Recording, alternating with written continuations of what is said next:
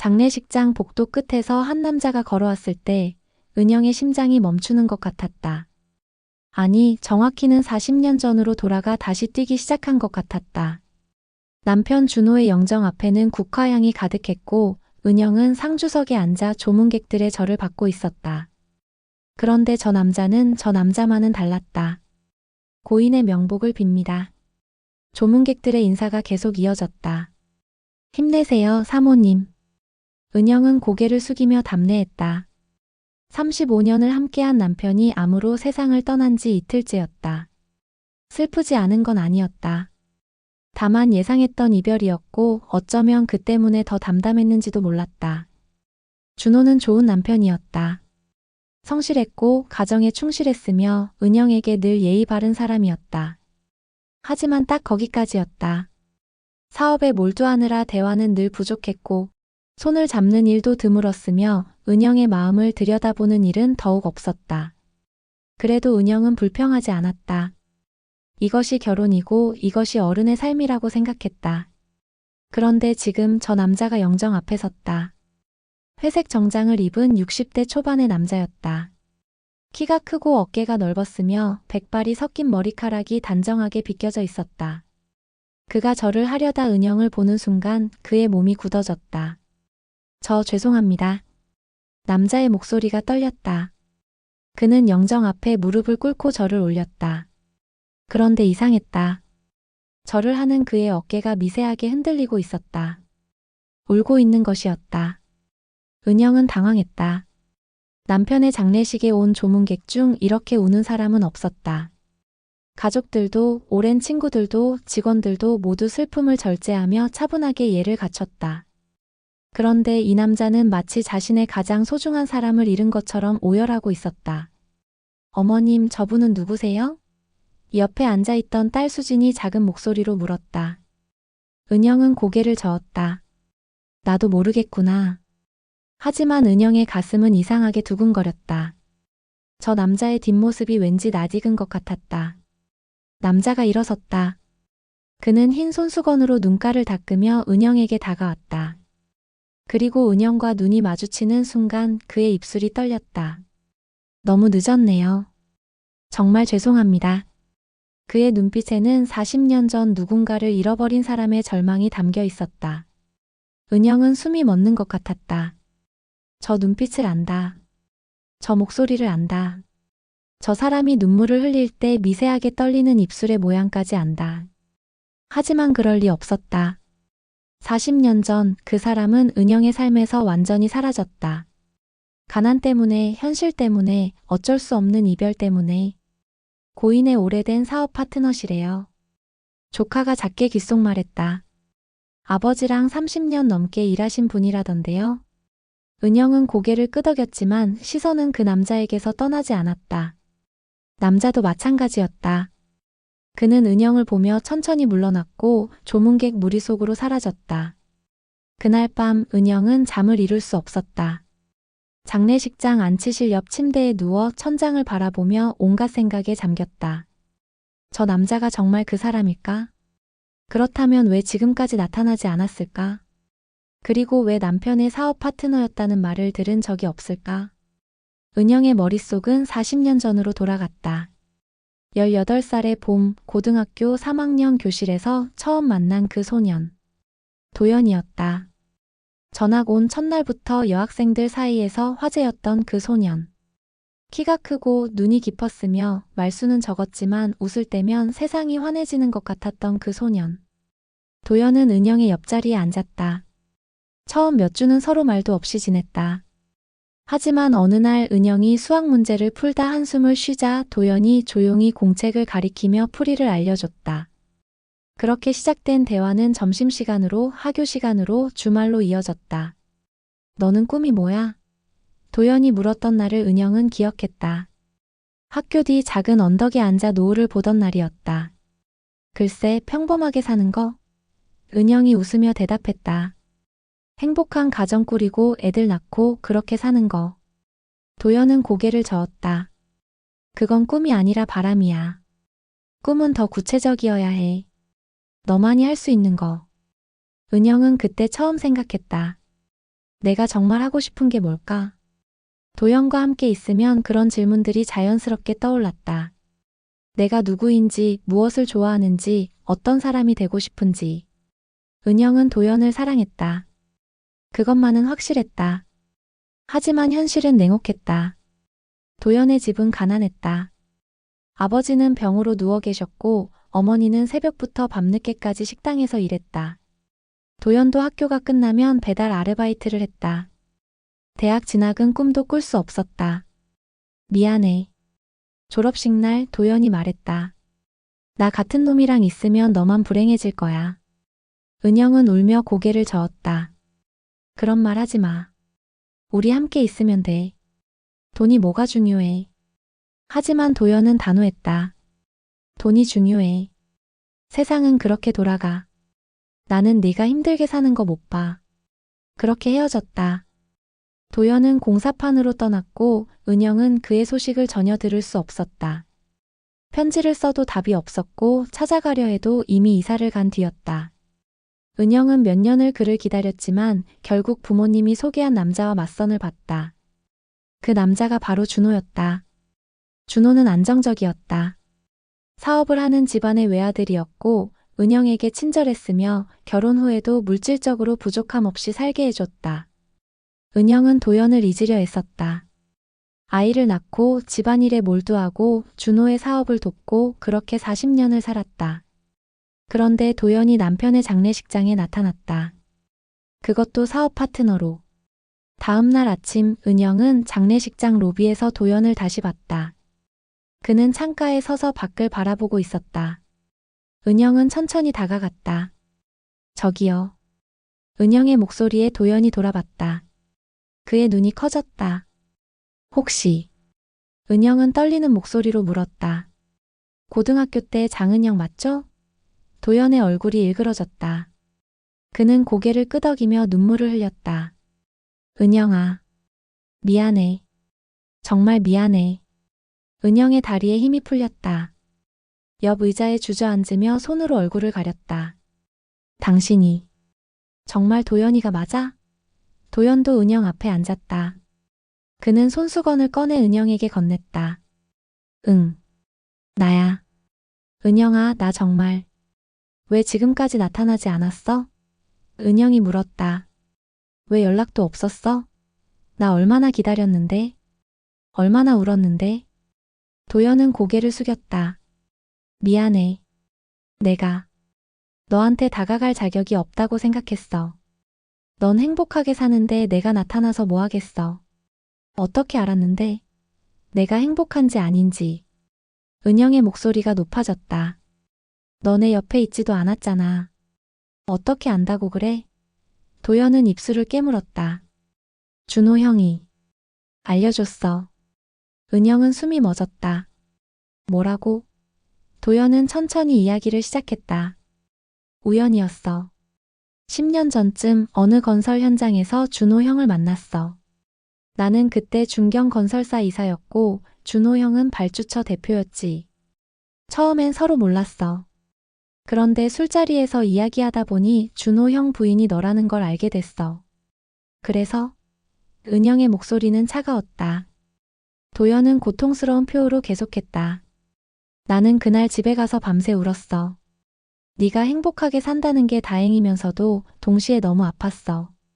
그 다음 날 준호 형이 나를 따로 불렀어. 그리고 물었지. 자네가 내 아내의 첫사랑이냐고. 은영은 손으로 입을 막았다. 준호가 알고 있었어?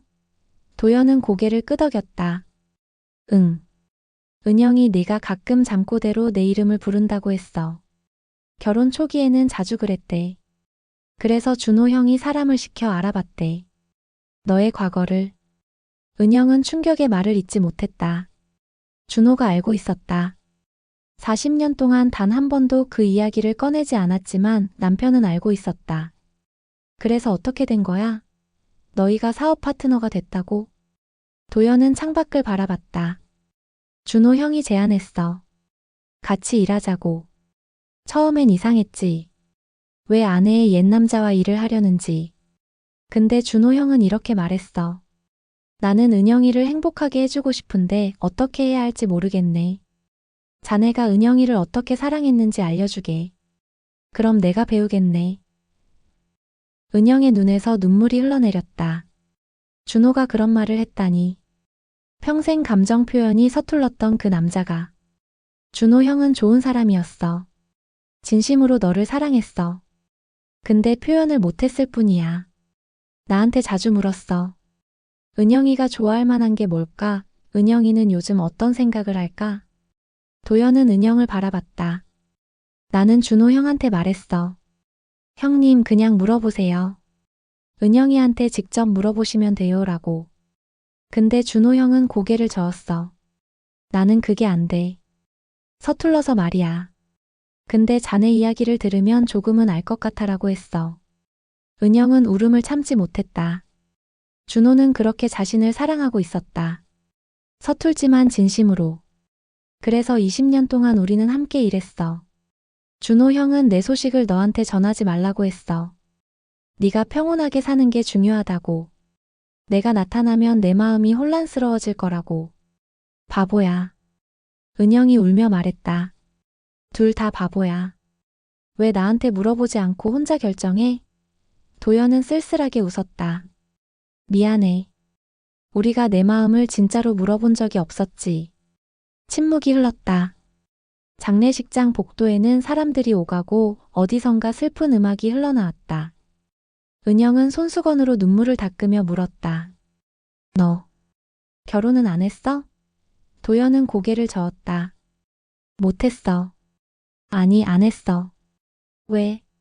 도연은 은영을 똑바로 바라봤다. 너 때문이야. 다른 사람이랑 살면서 너를 생각할 순 없잖아. 그건 그 사람한테 너무 불공평한 일이야. 그래서 혼자 살았어. 일만 했어. 그게 더 편했어. 은영은 가슴이 찢어지는 것 같았다. 도연아, 너 그렇게 살면 안 되는 거였어. 너도 행복하게 살았어야지. 도연은 고개를 저었다. 아니야. 나는 행복했어. 준호 형한테 내 소식 들을 때마다 행복했어.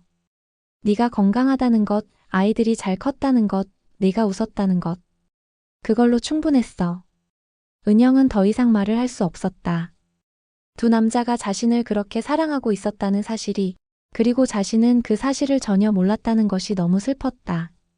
장례식 마지막 날 발인을 앞두고 도연이 은영에게 봉투 하나를 건넸다. 이건 준호 형이 나한테 맡긴 거야. 언젠가 자기가 죽으면 은영이한테 전해달라고. 은영은 떨리는 손으로 봉투를 열었다. 안에는 준호의 편지가 들어 있었다. 은영아, 이 편지를 읽고 있다면 나는 이미 곁에 없겠지. 미안해. 먼저 가서. 40년 동안 좋은 아내였어. 고마웠어. 근데 한 가지 고백할 게 있어. 나는 네가 날 사랑하지 않는다는 걸 알고 있었어. 아니, 정확히는 내 마음 전부를 받지 못한다는 걸 알았어. 내 마음 한구석엔 늘 다른 사람이 있었지. 도연이라는 사람. 은영의 손이 떨렸다. 처음엔 화가 났어. 근데 시간이 지나면서 이해하게 됐어. 첫사랑은 그런 거더라고. 지워지지 않는 거. 그리고 도연이를 만나고 나서 알았어. 그 사람이 얼마나 너를 사랑했는지. 나보다 훨씬 더 깊이, 훨씬 더 순수하게.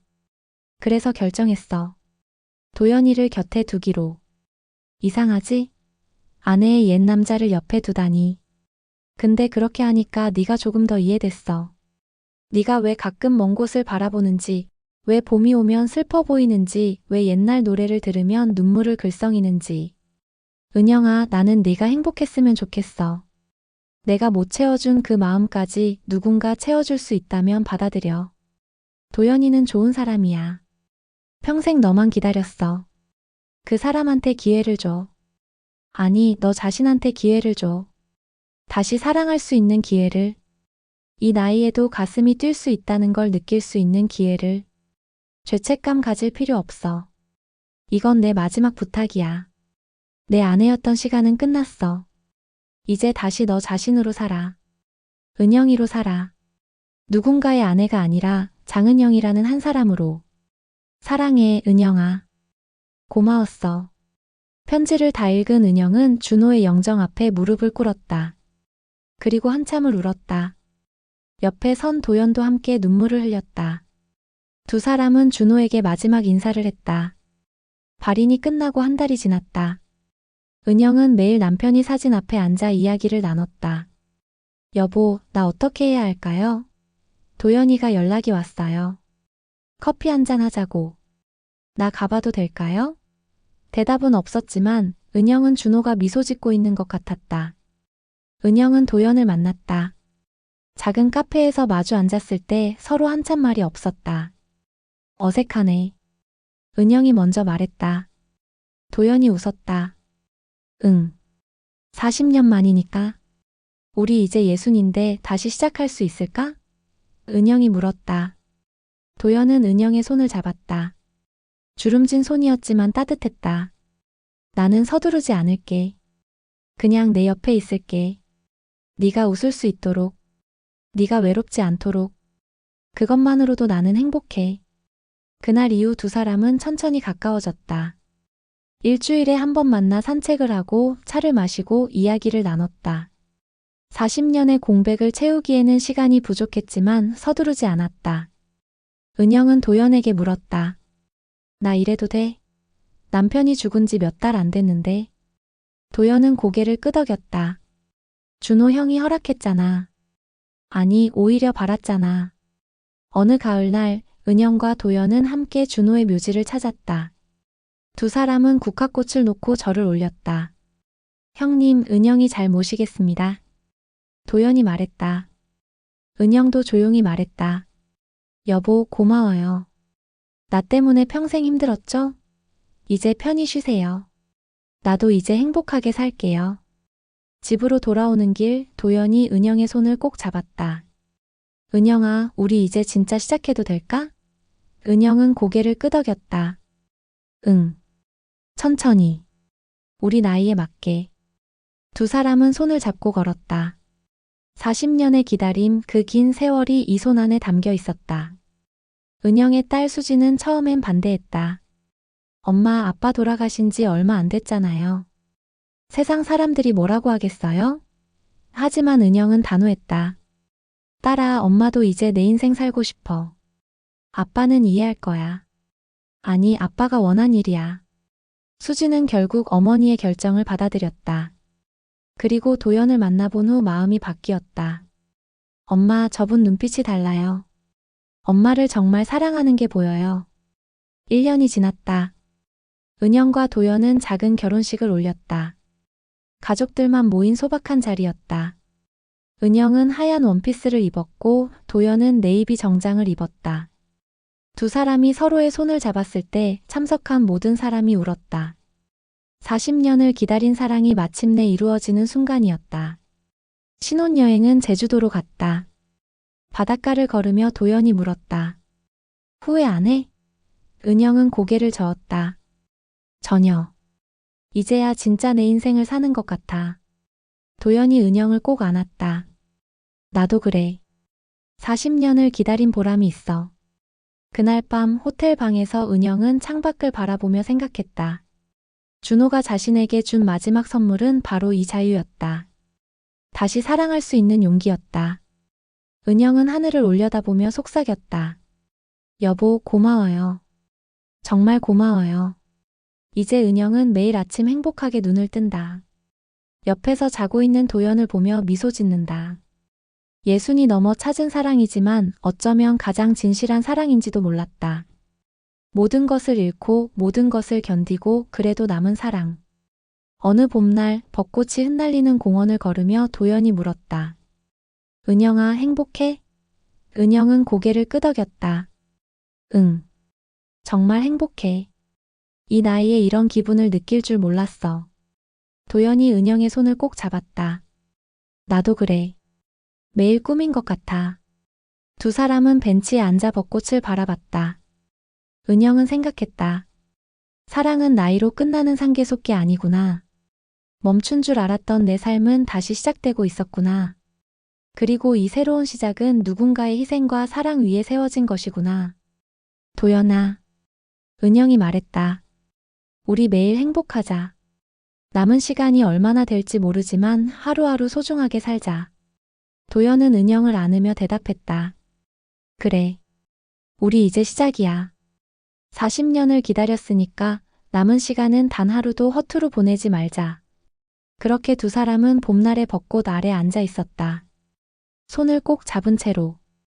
40년의 기다림, 한 남자의 희생, 그리고 늦게 찾은 진실한 사랑.